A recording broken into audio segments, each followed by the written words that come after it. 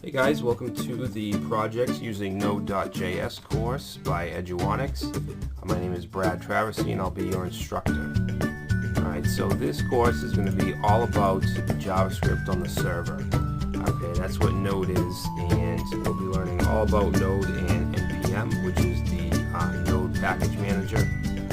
That is used to install all kinds of different modules that do all kinds of different things. And we'll be discussing many different technologies. Most of them are relatively new, so it's important for you to really get a grasp and learn these technologies now.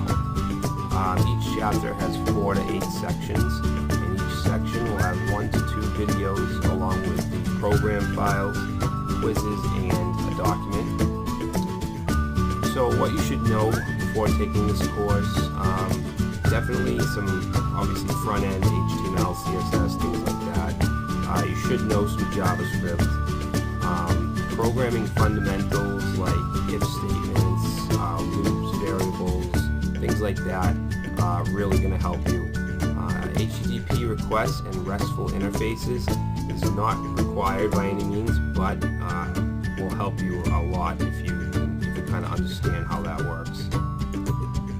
Technology and concepts, I couldn't fit them all on the page. There's just so many. We're going to be dealing with a lot of front-end frameworks like Bootstrap, Kickstart, Foundation, obviously Node.js and NPM, NoSQL databases, especially MongoDB, which is a really scalable NoSQL database.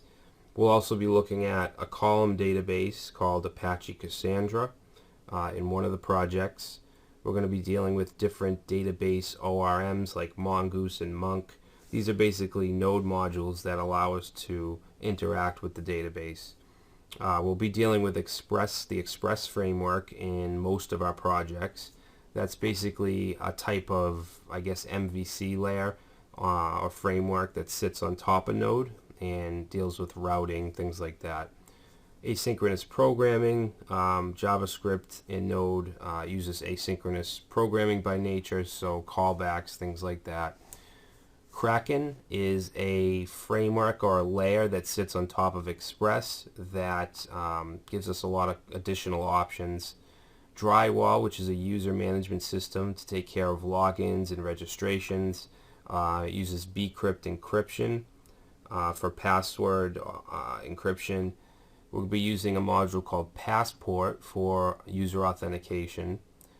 Socket.io, which is really interesting. We're going to get into WebSockets and things like that.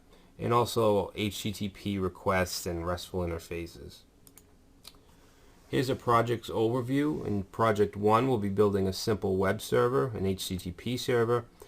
Section 2 will be a basic Express website with a contact form that works. And Project 3 will be a complete custom user login and registration system. This is going to be a big project, but I guarantee you're going to learn a lot from it. Chapter 4 will be a simple blogging system. Chapter 5 will be a community events program. So basically we're going to use Drywall for user management, and then we're going to add some functionality for events. Chapter 6 will be the TechBooks bookstore. That'll use Kraken and Express, and will also integrate PayPal a little bit. Chapter 7 will be a chat program called Chat.io. Now this is probably my favorite one because it deals with sockets and real-time messages, things like that, which is basically the type of application that Node was built for. Chapter 8 will be a medical doctor directory.